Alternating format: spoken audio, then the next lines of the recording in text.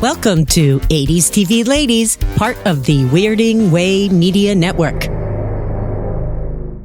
TV ladies, so sexy and so pretty. 80s TV ladies, stepping out into the city. 80s TV ladies, often treated kind of working hard for the money in a man's world. 80s TV ladies. Hello, I'm Sharon Johnson, and welcome to 80s TV Ladies. And I'm Susan Lambert-Haddam. Looking back at female-driven television shows from the 1980s is super fun and a chance to explore the way we were and how we got to the way we are, because I'm not sure how we got here. We're starting a new pop-up series today where we look at ladies from all television decades who are truly out of this world. Welcome to the first 80s TV Ladies of Star Trek. We're going to go where no woman has gone before. Okay, quite a few women, it turns out. I'm really excited to dive into the 80s Star Trek ladies because there are so many amazing women who worked on the Star Trek franchise, so many of whom also are actual 80s TV ladies. See how I'm trying out different names here, listeners? You know what? Please tell us what name you think would be best for this series. Suggest one. All right, now, Sharon, you know way more about Star Trek than I do. Yes, that's true. I've seen all the series, except for Picard. I haven't had a chance to watch all of that yet. I feel like if I don't get to it soon, I should turn in my Star Trek fan card. I've seen all the movies. Yeah, I'm a big fan. You're a big fan. So you get little stripes, right? So you got to get your Picard stripe, I think. You get a special pin. You get a special pin. Now, what are your favorite Star Trek movies and shows? It just so happens that when it comes to the TV series, Deep Space Nine is by far my favorite for a variety of reasons, not just because of today's visitor, no pun intended. Nice. But it has long been my favorite. Wrath of Khan and Undiscovered Country are my favorite of the movies with the original cast. I think with the Next Generation cast, First Contact, love that one. And then, of course, we most recently had a trio of movies with a whole new group of actors playing these characters from the original series with Chris Pine as Captain Kirk, etc. And how do you feel about those? I'm fine with them. Okay. I know a lot of fans poo-pooed them or had issues. I'm not that kind of fan. I thought those movies were good, and I had no problem with them taking kind of from the original movies, the original series lore, and using some of that to build these new stories. Yes. And now I'm a huge fan of Wrath of Khan, fan of Voyager and Enterprise, but I didn't see all of them. But I will turn on Star Trek and I enjoy it. Lower Decks, enjoyed that. And isn't that the animated series? It's series. On Yeah. Paramount Plus. I have not watched that yet either. Okay. But now, ladies, who are your favorite Star Trek ladies? Who are your favorite characters?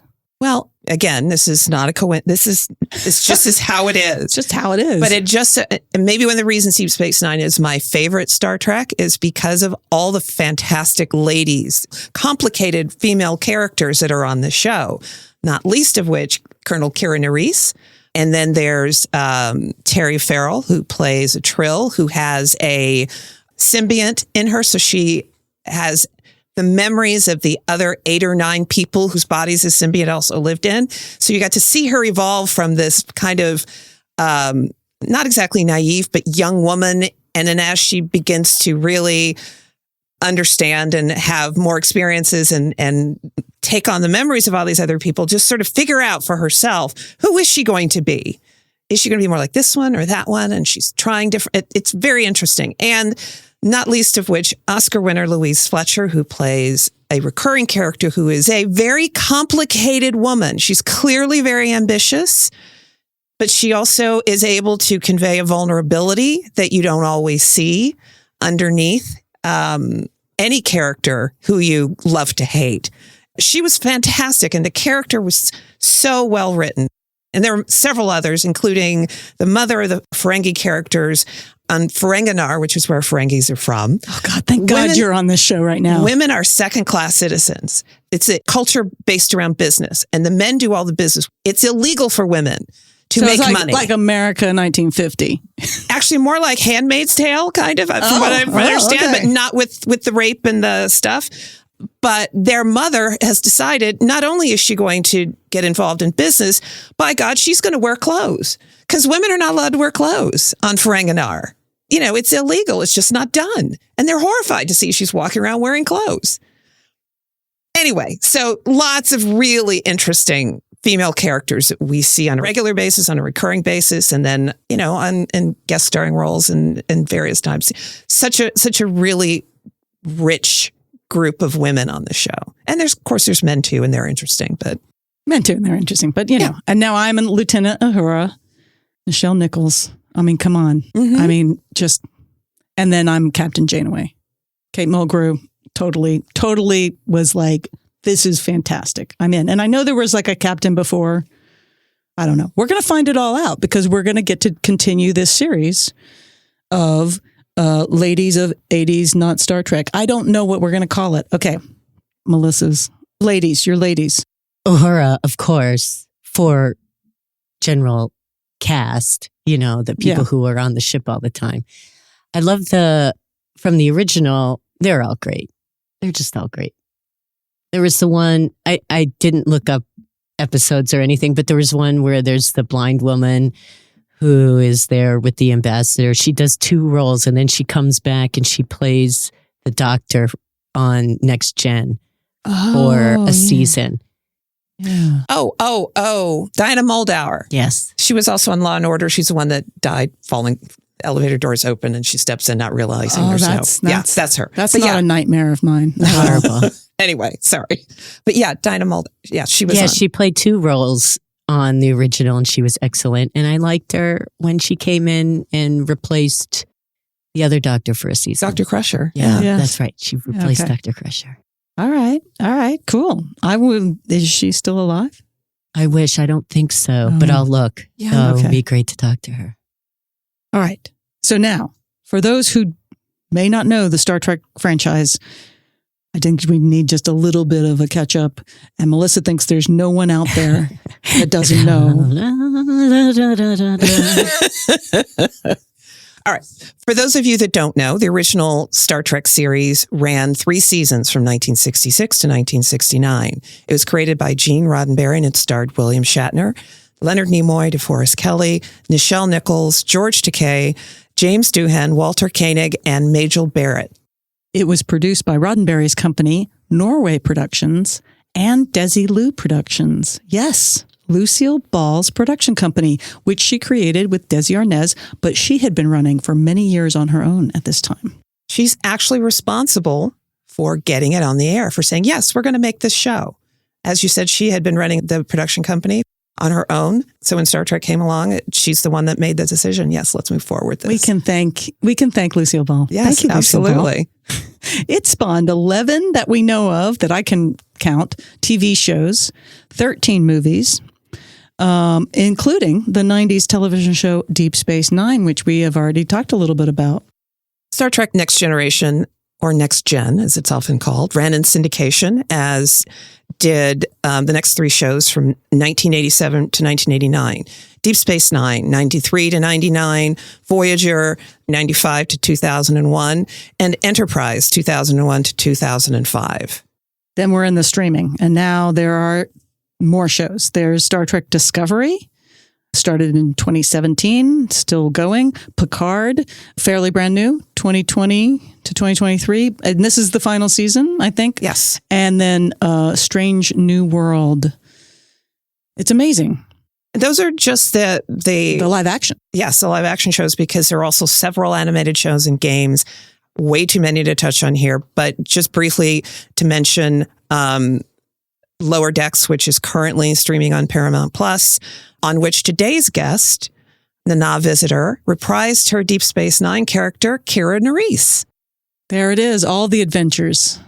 Many, many, many adventures. Adventures in space. Final frontier. Explore new worlds. Seek out new life and new civilizations. Boldly go where no man has gone before. Well, actually, Susan, the Star Trek franchise self-corrected. And by the next gen, Captain Picard actually says where no one has gone before. I'm going to give him props because the original show was very gender normative. Yes. But, Which was very normal for its time. yes. But happily, over time, the Star Trek franchise did evolve in a lot of ways, especially when it comes to gender. We were all waiting too, like for the start of that show. It was like, okay, what's he going to say? Or at least I was. I was too. I was waiting for it. And they said no one. And I'm like, okay, Okay. here we go. Let's go. We're on board. Yeah. The new Enterprise. All right. But if you've never seen any Star Trek, I think that's cool too. Yeah. And today, Sharon, we have our very special guest here to kick off our 80s TV Ladies of Star Trek. Are you excited? Oh, yes. Cannot wait. Do you remember what happened when I told you we were going to be able to interview Miss Nana Visitor? I might have screamed a little bit. Oh, yeah, out loud. And I was excited too, but I kind of really feel like I made your day. Oh, absolutely. Now, I have to admit, before we start, I was not a Deep Space Nine gal, but I did know of that character, Major Kira, because she seemed really cool. Major Kira is very cool and really one of the best female Star Trek characters ever. One of my favorites. Our guest today is Nana Visitor, who is most famous for playing the Bajoran military liaison and second in command of Deep Space Nine, Kira Nerys. But Nana has had an incredible career before and beyond that series. She started in theater as a dancer and became an actress in movies and television in the 70s and 80s. She is like a super cool 80s TV lady because she has guest starred in so many 80s television shows, including Hunter, Remington Steele, Scarecrow, Mrs. King, Knight Rider, MacGyver, Highway to Heaven, The Colbys, In the Heat of the Night, and so many more. Welcome to 80s TV Ladies, Nana Visitor. We are so thrilled to have you join us today. Thank you so much. I'm happy to be here. You know how they say, pay attention to what you're wearing, what you're doing, who you're with when you feel most like yourself. And that's a really good way to guide things and to go, yeah, these conversations, these exchanges, certainly with other women, because back in the 80s, it wasn't a clean, certainly for actors, it wasn't a clean exchange. It wasn't friendly for the most part, not in Hollywood. Okay, well, let's start there. What does that mean? Well, certainly when I came out to Hollywood, there was either you are going to accept these conditions and what we want from you, or there are 10 more behind you. So the 10 more behind you became the competition. And who is behind you? There's going to be one girl on the show, one girl that the lead guy wants, and you're going to have to fight for that. And, when I would go to auditions for a character role, that was a very different room. People were sharing stuff and talking, but you went for a leading lady role and it was like knives out. It was like only one of us can be here. That is so interesting. And you were going out for both. I did. I think I'm really a character actor. That's where I'm happiest. But they didn't know what to do with me. I remember an agent of mine going, "You're not pretty. You're not fat. I don't know what to do with you." Okay. You're gorgeous and you're beautiful. You're very sweet. But back then, I was not meeting the Farrah Fawcett standard. Wow. I still don't meet the standard of what they want a grandmother to be. And that is the box I should be in right now. And I don't meet it. So they still don't know what to do with me. But back then I had short hair. I was, extremely thin because I'd been a dancer. And they were like, "What are you?" Don't know what to do. So you desperately try to make yourself one of the archetypes that they're looking for, but they're not really archetypes, they're boxes. Yes. And we talk a lot about the roles for women and how few there were on any of these shows, and how often over seasons it would shift unless someone was actively working to put women center. Right. So I know that you grew up in New York theater. I did. All around dancers. Yeah, I was all around dancers. My parents were deep into the Broadway scene. My mother was this very strange, very powerful ballet teacher of all things, except people came to her who weren't interested in learning ballet. They wanted to hear her speak. They wanted to hear her give them permission to be who they were. So overweight dancers, that would be beaten up in other classes, she would take an interest in them and say, pile up your bones, let your energy out, and whatever sticks out in your corporeal body, let it stick out. If it sticks out, it sticks out. You're dancing with your energy body. So that would free people up and also give them a different perspective on themselves just in their lives. So she was very interesting, and she became a big coach of many of the Broadway stars. And my father was Jerry Robbins' assistant, and then co-choreographed with Bob Fosse for like 25 years, assisted him at first and built up. And then he was a choreographer on his own. But there were always interesting people in and out of the apartment for dinner. And the talk was always, there would be arguments about pirouettes. My parents would argue about, no, that is not, and people would get up and start demonstrating and doing. It was all very passionate about performance and dance. I did work immediately and kept working. So I'd do acting work, which is what I really wanted to do. And then when I was having a dry period and needed money, I would do a chorus job and keep myself going that way. Although secretly, being in the chorus of a Broadway show at that time was as glamorous and wonderful as you can imagine. It was one of the best jobs I've ever done. Almost no responsibility. You're backstage. There's an orchestra underneath you. You have enough money to go to Joe Allen's after the show and have dinner and see all the stars, and you're in it, and you have your dance bag. You're a part of it. So it was a great time. I heard that you auditioned for All That Jazz. Can you please tell us about that? I have images, which is how I think and how I remember things. That's how I talk. I see the image and then I can describe the image. So I'll tell you that I have images like postcards of Bob Fosse. It was him and me in one of the typical hideous, dirty dance studios off 8th Avenue.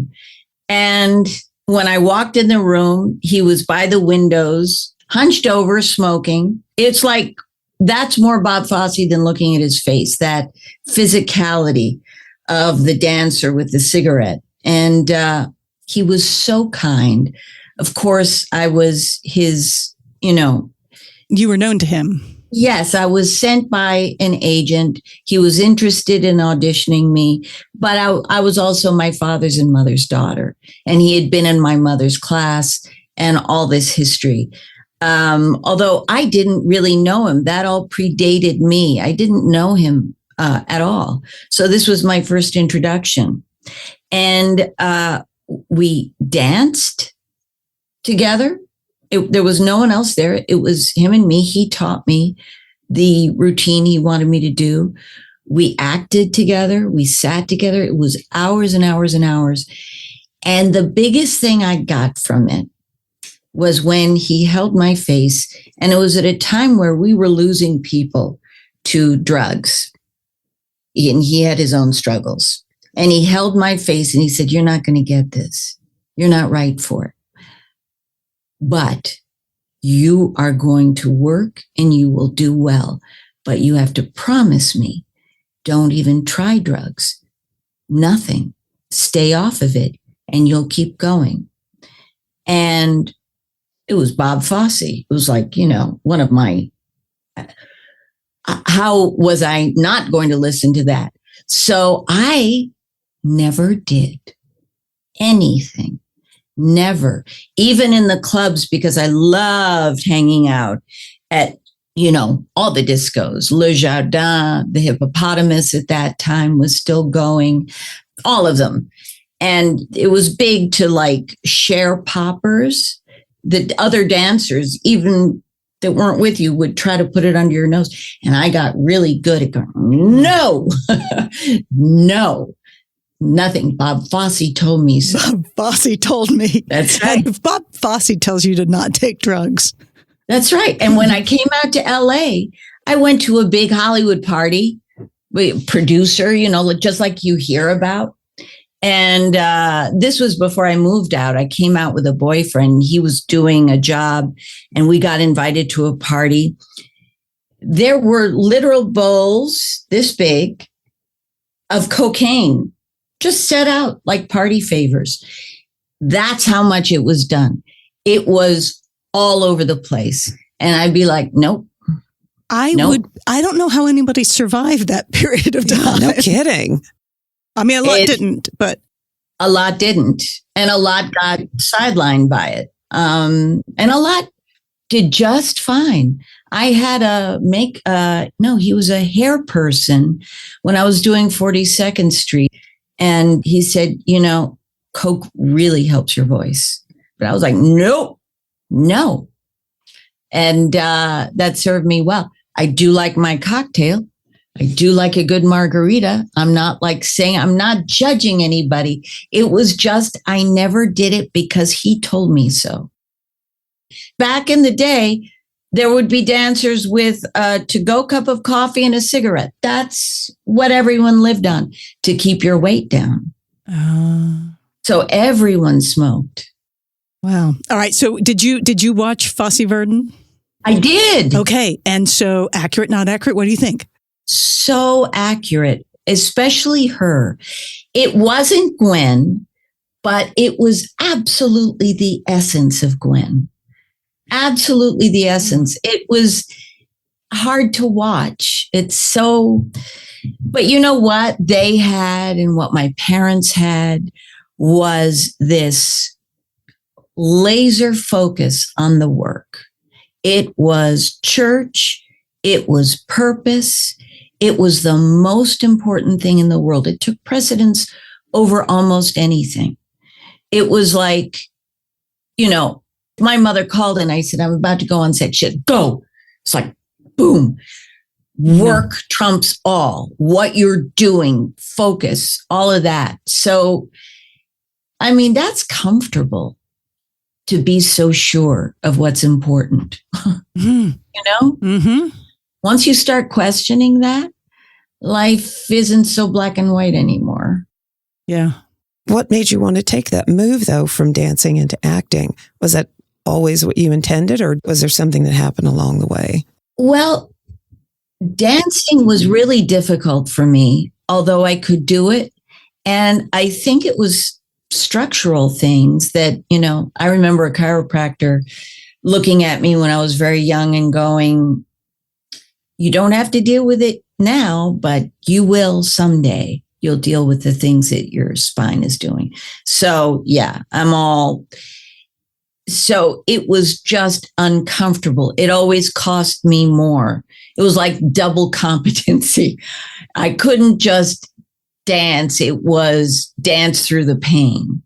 So I think it was that, but also I just had this brain that was so interested in people, watching people on buses, trying to figure them out, trying to understand, going down the street and thinking every light that's on, there are all these complications people are having, fights, loving, tears, boredom.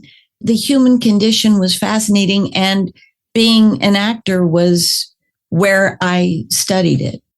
That is pretty amazing because, again, I think that is a different form of storytelling than dance. Yes. And so interesting that that's where you gravitated to. And I think, so you were the youngest? Yes. And so you were just watching these people, ahead of you. I remember my mother let me bring my kittens. I had kittens at the time. I was 8 years old. They didn't have a babysitter. So I went to my mother's class. And I would sit there on the floor and I had my kittens. My mother was such a bohemian. And I was so bored. It was classical music, a pianist playing classical music. And I was so bored, I'd play games going, okay, why is that dancer better than that one? How come my eyes go to her? And of course, it was Gwen Verdon, and that's why. But once you watch Gwen Verdon dance for a while, you get a sense. So that really, when I was a teenager, finally, after sitting and watching class so much, I just got up and danced. I'd practiced it in my head so much. That's interesting. I would have thought that you had started dancing yourself much younger. Certainly by the time you were 8, but that's interesting. No, and I get it because I think it's a natural thing. I remember my boys being young and, looking through for something good to watch on TV and going, oh, there's mama. It's like, oh, that's boring. And, so dance was what my parents did and what I heard about all the time, so I had to watch. So I never really wanted to get up and do it until I did. That's amazing. Before we move into television, because I know we have to get to that, you were in Gypsy with Angela Lansbury? Yeah, I was. Can we talk about that? My sister, Zan Guest, did it on Broadway and in England and a tour of it. And I can't remember why, but they decided to have me audition for yet another tour. And I did it. And I was 18 years old. And she taught me so much. She was very generous and taught me how to project, where to look at her, what to do. She was amazing. And watching her every night was an education in how to carry a show. Because you are the guide. You are taking everyone on this trip when you're a star of a show like that, including the rest of the cast. And, it's like being number one on the call sheet. There's a lot that's up to you. And she was an artist at that. Wow. At 18, such a baby. Yeah. I was such a baby. I didn't get it. And after that, there was a barrage of movie auditions. And it was like, okay, this girl is something. And I was with the ICM at the time. And I just auditioned for everything. And I remember I did one movie, hated it so much. I pretty much shut down my own movie career. It was like, now directors have too much power, not creatively, just over humans. And I hated that. I hated that they could do whatever they wanted and get away with it. So I went, okay, I'm going to avoid that. I still want to act. So TV. It sounds like it was an abusive situation. Yeah. Yeah. It was. And I was young and naive. And when I went, hey, I don't want to go back and loop this because if he's going to be there. And the casting director, who was a woman, but his friend, said, you're going to do that or I'll blackball you. So I went and did that. And I went, not interested in this. I'm not interested in this. I went to Nightingale Bamford School for Girls in New York City. And at that time in the 70s, they were teaching us all to be powerful women. And it was like being sucked back in time to be a young woman on a movie set. So it was like, you can't fight this. No one's going to listen if there are 10 more behind you. So TV sounds good to me. Directors aren't powerful there. Because, writers are powerful. Showrunners are powerful. That's right. And they're usually in another building. They're busy. They're very busy. They don't have time to cause trouble on a set. That's right. That's right. I want to talk about Ryan's Hope. Yeah. Because you looked like a very young person then. I was. I don't know how old I was. 19, 20. I did a Broadway show before that. I think I was 21. Broadway show, Ryan's Hope. It's fine. It's fine. I'm 21. Anything to stay in New York. Anything to stay in New York. You wanted to stay in New York. Series called Ivan the Terrible. And I played Svetlana, and it was a Russian All in the Family was the concept. Okay. So right. we all lived together in 2 rooms, and there were like 12 of us or something. But there were some incredible character actors. I was going to say, that sounds like a perfectly great concept for a show.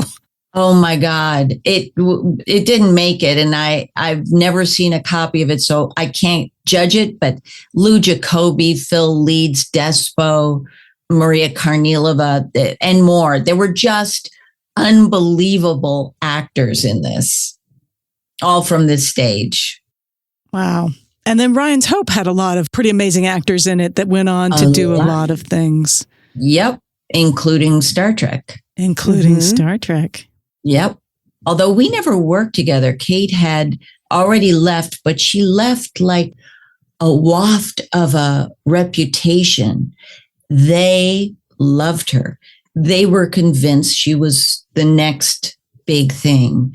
She was very, very dear to not just the actors' hearts, but the grips, the writers, everybody loved Kate.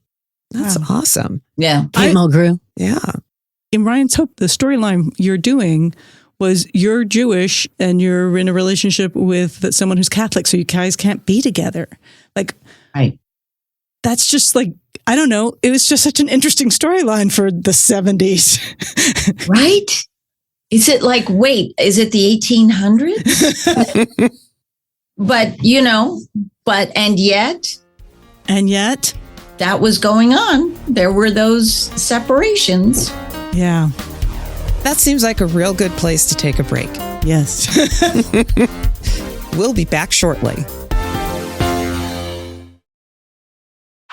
Welcome back. Let's continue with our conversation. All right. Now we got to get into the 80s. Television, 1980s. You do so many shows in the 80s. I do. Oh my God. All right. So I have some questions. Yeah. I'm just going to list off some of the stuff I tracked down. YouTube is fantastic. There's a YouTube channel for you. I don't know if it's yours. I don't know if someone made it for you. Someone made that for me. Isn't that amazing? Wow. That is Robin. amazing. Yep. It's amazing. It was very handy. Okay. Tell us about kissing George Clooney in the television show Baby Talk, spun off of the movie. Okay. So George was married to my best friend at the time, Talia Balsam. So there's nothing like having your best friend watch you kiss her man. So there was that, right? But George is, it wasn't hard. It wasn't hard to, look into those eyes. It just wasn't. But we hung out a lot together. We were a little team of actors. Julia Duffy. I was, I'd sort of forgotten about that show. It was one season, right? Yeah. But can we talk about how short my skirt was? Yes, we can. walking down a spiral staircase. I was like, what? I wore that? And that was like normal? Your legs went Unbelievable. on for a long time in that skirt. Yeah, because it felt like it ended up here at my chest, that skirt. It was unbelievable. But that's what we did in the 80s. Certainly, if you didn't have hair, you had to show some leg. Something had to be going on. Something had to be going on. Well, Yeah. and I'm thinking of all the roles, right? It's vixen and murderer and like what the guest star roles for women were. Dead body, vixen, Dead murderer. body. That's right. Either I was being murdered or I was murdering someone. I found that if I changed my hair color, I could go back and forth. Murderers tended to be blondes, very light colored blondes, and my victims were brunettes. So I could go through a season as a murderer and then change my hair color and get some other work in there. I just kept going back and forth. It really did work. I was actually very excited that you did 3 episodes of Matlock. Yeah, right? And Isn't that crazy? yeah, and that was the time again that they would bring the same actors back to play completely different characters. That was fun. That part of it was fun. And I did the same in MacGyver. I came back for MacGyver. And it was always very interesting to go, especially if I got to see a show like first season, and then you come back a couple of seasons later and you see how everyone's doing and they are exhausted. And, it's like, okay, at first everyone's singing and happy and joking, and then it's just like a drag through. It was punishing what we did back then. It was not doable, especially going on location and doing these physical things, long days, 26 shows. It's crazy the number of shows. And again, you're like, okay, maybe that's why there was cocaine everywhere. Well, yeah, there was something, or bad moods, or, the regular actors. I think we all know this now, that with a certain amount of lack of sleep, it's as if you are intoxicated. You are not yourself anymore. And it's dangerous. And that's where we were in the 80s. We were intoxicated. Well, me in the 90s too, intoxicated with a lack of sleep. Yeah, because it's just like the grind, work Just the that grind. 12, 14, 16-hour days. That's right. It's crazy. All right. A couple more to ask about. I want to ask about working with Stephanie Kramer on Hunter, because we get a lot of people that write to us about Hunter and Stephanie Kramer in particular on this show.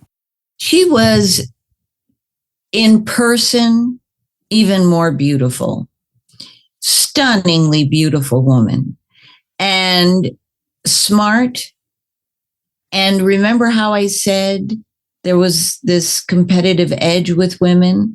Not with her. She was very kind to me, and she didn't have to take the time with the guest actress, the girl of the moment. And she did. She was really warm and sweet. Okay, that makes me happy and warm inside, because we want to get her on the show at some point. And again, a number of listeners have reached out about Hunter and Stephanie Kramer and her character as being meaningful to them in the 80s. Really? Because that relationship never went into a romantic relationship. That's They right. were friends. They just worked together. They just worked together. And there was clearly some chemistry, but they just worked together. And so I think it was one of those places where it was like, oh, men and women can work together, and it doesn't have to be about them then getting together and having a relationship. Yeah, to this day, there always seems to be this push on shows where there's a male and female lead that someday the characters have to fall in love and get together, as opposed to just working together, which is what usually happens with people. So It's an old trope. Mm-hmm. And it's also, I felt like back in the day, it was a scare tactic for everyone. See, you put men and women together, this is what's going to happen. Yeah. You want that? That you was want your definitely, husband to go to work with women? Yeah, that was definitely that was like the whole military argument, right? Like women can't be in the military. They'll be having sex everywhere. You're like, what? Yes. Yes. I don't know that that's why women want to be in the military. Okay, so a few more shows. Working Girl. Let's talk about movie to television. Can we talk about Working Girl? And again, talk about another amazing cast. You're amazing in it. I watched some episodes of that. It's confusing what it is trying to be, but I love that it becomes this working woman show that's literally about working women. I haven't seen it since it aired, so I can't speak to that too much. But and I was playing the stereotypical nasty boss who's scared of, young women. And how old was I? It's like so weird. You look like you were also 25 at that point. Yeah, it's so funny. As a matter of fact, I think A Father's Homecoming, I played the mother of the actor Billy Morissette. And I think I was 6 years older than him. It's so weird. Those, once you're a woman, you can be a mother of, a 40-year-old man. It doesn't matter. They're going to buy you because they just need you to be a woman and attractive. And now you're the mother and just accept that. Because once you're 45, you're supposed to, be appreciative of what you've had and go and die somewhere. Oh, off camera. Go and die off camera. Oh, God. So upsetting. But you were one of the leads of that show. And I actually liked what you were trying to do, even though, again, I don't think the writing was helping you do it. No. Which was also be like, you didn't want her to win, but then you would let her win. And then you would start this weird friendship. I mean, like you saw what that show possibly could have been. Yeah. Well, here's the thing. Sandra Bullock is not a sitcom person. She was the film actress then that she is today. And it was a tone she did not wish to go to. And the rest of all of us are like, yeah, we'll do it. Yeah. What do you need? We're right there with you. And she's like, just really considering things and being, like a movie actress, with a close-up. So I think tonally we were all a little out of step, but good on her for doing what she believed she should be doing, because it got her, I think, where she wanted to go. Yeah. I mean, but I'm just so fascinated by these 80s television shows that, again, sort of spun off of movies that were sort of female driven, but, a little bit surfacey. I don't know. A little bit of a male gaze. Yes. Yeah, that's the male gaze. Yeah. But you were on Scarecrow and Mrs. King, the first show that we covered on this podcast. Wow. Scarecrow and Mrs. King. I barely And for our remember listeners, it. season 4, episode 16, Do You Take This Spy? It's the episode where Bruce Boxleitner and Kate Jackson as Scarecrow and Mrs. King go off and get married secretly and haven't told anybody, but they do this whole case beforehand that's keeping them from going off and getting married. That involves you and your husband, and it's a confusing storyline. Who's my husband? I don't remember. I hadn't paying attention to him. No. Obviously, I didn't either. There's like basically you're married to someone, but you're having an affair, but you're also trying to sell the artwork of your husband's dad. Sounds like a blonde. Sounds like a blonde. Except I think you were brunette. Really? That one. Wow. Shocker. Which is weird. Yeah. Because you'd think I'm a bad girl. You were a bad girl, but it was a little unsure of at first. There was another spy involved or a friend of Scarecrow's. I don't know, but it's really, I was like, oh my God, there's a lot of you in it. You're all over it. Wow. And you go riding on a horse to escape. Oh God. And then those were always horrible moments for me because I'm on a piece of wood going like this. And, the crew guys are looking at me like, we had to rig this because you can't ride a horse. I'm nervous around horses. I'm very nervous around horses. You did a whole series around horses. Yep. 4 seasons. 4 seasons around horses. I was scared. I never got easy, and I got hit in the head. I know. You talked about this. So this is on Wildfire. Yeah. 4 seasons, ABC Family, 2005 to 2008. Yes. And you are basically the matriarch of the horse ranch that's doing racing. I raise horses. You raise horses. When I get upset, I get on a horse and ride real fast. So you really had to do a lot of acting. Oh my God. You told this very scary story of doing a stunt that you shouldn't have been doing, probably. No, I shouldn't have been. One of the joys was we filmed in New Mexico, and it was beautiful and insane. And I remember another moment, I'm telling all my scary horse stories, but they put me on one of these Hollywood horses where, if I try to tell it to do something, it would go, no, I know better than you. So I'm not going left, I'm going right, because that's what they want you to do. It would just do it and not knock me off, which was very kind of it. But one time we were in a cottonwood forest and we were filming something, and I'm on my Hollywood horse, and all of a sudden there's a wild, what do you call it? Group, a wild Mustangs, herd. wild herd. Yes. And they surround my horse and they start rearing up, and my horse starts getting scared. There's a crew around. What are they doing? But that's the thing. We were filming fast and furious and dealing with animals, and they weren't right there. It happened fast, but the horse guys were there and got me out of it.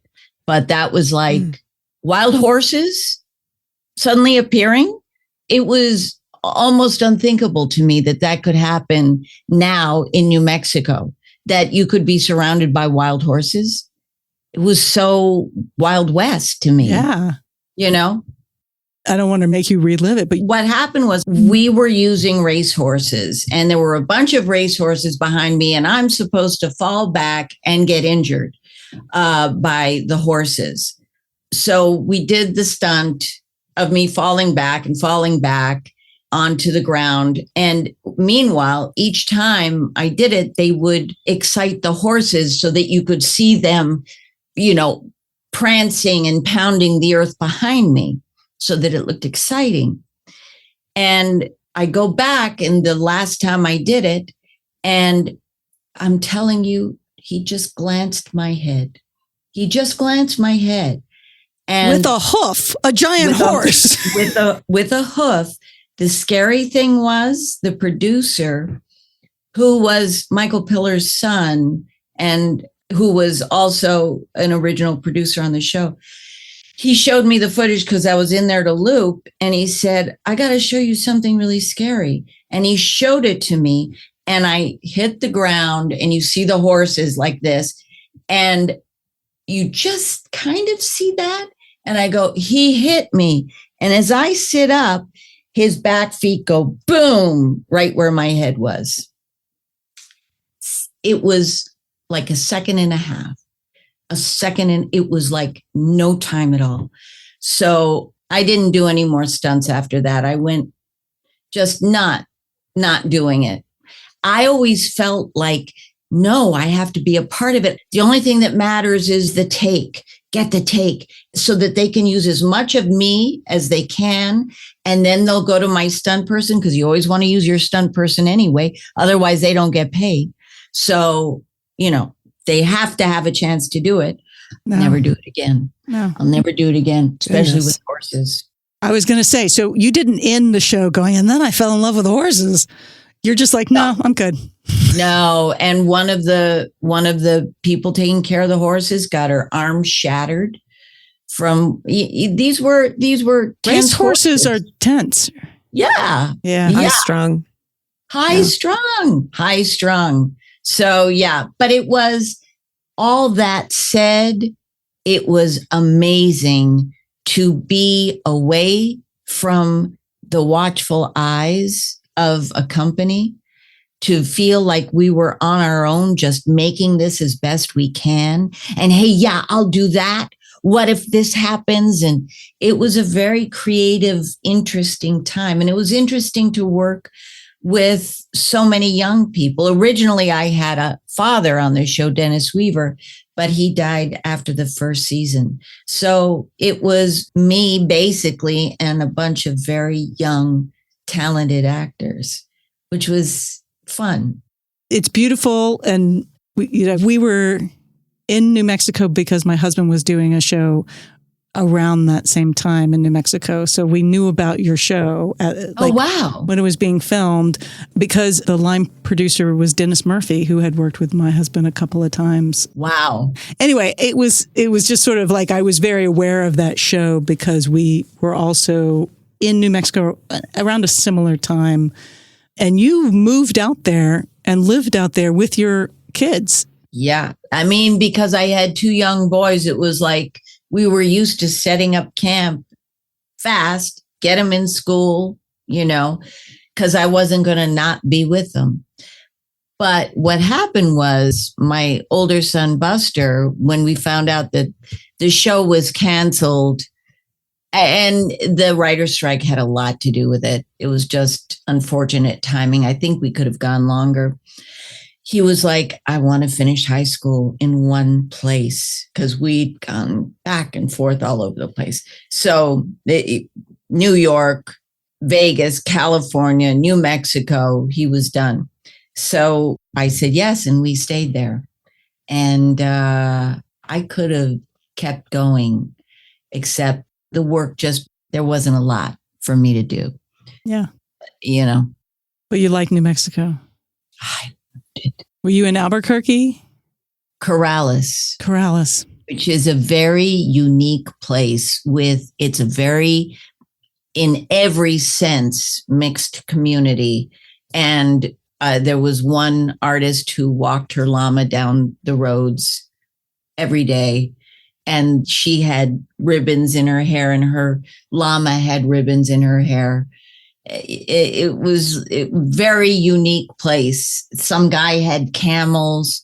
There was an alpaca group that lived right next door to us. It's amazing to get out of your car and see alpacas and not be interested because you're so used to it. Because the camel is far more interesting.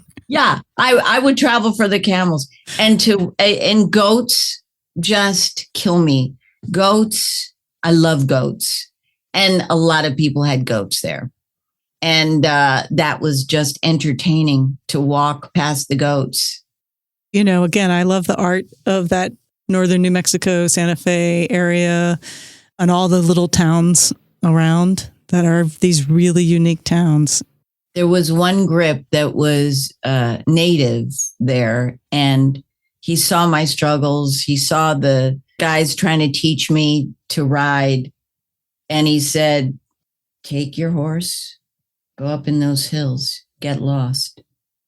When you find your way back, you'll know how to ride him. And I thought, oh my God, I wish I had done that. But it was like, no, I'm still too scared.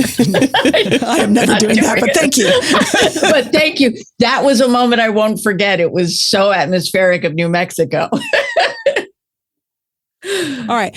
You did an episode of It's a Living, which is a show that we talk about. Do you remember that? Yeah, I remember that. I remember that scene because it was one of the few scenes not in the Bonaventure. It's not in the club. You're a secretary at a big record company guy. And the piano player guy thinks he's going to have a big career. And you're there kind of to burst his bubble a little bit, even after his bubble's been burst. It's kind of lovely. Yeah, just to end it for him completely. It was really hard to be a guest star. It's like entering a new high school every day. Everybody's got their clique and they know how they work together, and here you come and who are you? And it's very much dependent on if people decide to let you in or not. To welcome you as a guest. Yeah, as a guest and as a collaborator, are they going to let you or not? And sometimes they didn't. And it was, or just didn't, or were, like I said before, we're too exhausted to have the wherewithal to give energy to a new person coming in. So it could be really rough. Night Court was a rough one that I did. They were not particularly kind, some of them, and they were a hit. So there were a few big egos there. But, you know, that became part of my toolbox. I'm not going to care. I'm not going to be affected. I'm not going to expect you to like me. I'm not going to wonder if you like me or not. I'm here to do a job, and I'm going to do it. That's such an amazing place to get as an actor, as anybody, but really as an actor. Yeah. A very healthy place. To not please. Yes. A really hard place. I think we missed Remington Steele. Remington Steele. That's one of the other shows that we've talked about so far. They were lovely. He was just the opposite of what I said. I think he was number one on the call sheet, and he was number one on the call sheet. But he by season 4, he was also number one on the call sheet. Yeah, yeah, and they were both lovely. But he went out of his way to be kind and sweet, and to worry if things were working out for me. It's very, very giving. That's great. So that's going to be for our listeners, season 4, episode 3, Steele Blushing, where naked pictures of Laura Holt show up in a magazine, and it turns out to have been photoshopped, but ultimately there's all this intrigue that's about you and your husband being on the run for mobsters. I don't know how that matches up. I think I was on a golf course, Yes, a mini golf course. I have a very strong memory of that. Yeah, because that's the big finale where they're they figured it out and they're coming to save you from the mobsters that were supposedly the FBI that have been tracking you guys down. The big fight shootout is in the mini putt-putt. I think it's the one in Encino or out in the valley. I think I recognize it. I think so too. Yeah. I think it is. Yeah, the one that's like Van Nuys, not Van Nuys Encino. Like I know it because I used to work for an organization called Children of the Night, and it was one of the places we would take the kids from the shelter. Wow. And it was really fun, but it was also a little, you had to keep track of them. Wow. Right? You can't leave this area. But it was fun to get them. Once we got them going on the putt-putt, it was good. That's always fun. But I love that space. Do you remember someone, he was a personality in the 80s, I believe, Shadow Stevens? Mm. He was on the radio and then he did some TV. Yes. Yeah. I did a pilot with him that was going to be his show. I cannot remember the name. And it may not have been released. It may have been released as a TV movie, as those failed pilots often were. But I remember, oh my God, I can't remember what you call it. Hypothermia, when you get cold too fast. Mm-hmm. Okay. I have it to this day because of that show. Because they had me, there was a pool, unheated, and the thing was I was supposed to be floating, looking like I'm dead in it. So they gave me cement blocks, and I was in a silk suit, and I had a cement block to take me down to the bottom, and then I'd count to 10 and then let go and float. So I'm in this pool, unheated. Everybody's in parkas, you know, the huge parkas. It was night and it was cold. Oh my God. And the water was cold. And finally, the stunt guy said, "Get her out of there. She's not okay." She's not okay. Yeah. And to this day, I get cold. Oh, Ever since then. I don't like that's that. what I remember of that show. That damn pool. Oh my God. What? And that was crazy. They were having actors do stunts they should never have been doing. Right. Right. And, you know, it's a girl. Will you do it? Yeah. Okay. Because there are 10 more behind me, right? So I've got to do it. I've got to do the stunt. I got to do what they ask. All right. Well, we're going to take a quick break. And then we're going to come back and talk about some 90s television that you were in. What could that be about? Stay tuned. So obviously our discussion with Miss Nana Visitor continues, and it is so great we are making this a two-parter. I don't want you to miss a bit of it. Please tune in next episode to hear part 2 of our deep discussion with her, where we really do get to more Star Trek. And please help us make the show by going to patreon.com/80s TV Ladies. Tell us your thoughts at 80stvladies.com. As always, we hope 80s TV Ladies brings you joy and laughter and lots of fabulous old and new shows to watch, all of which will bring us closer toward being amazing ladies of the 21st century. See you next time.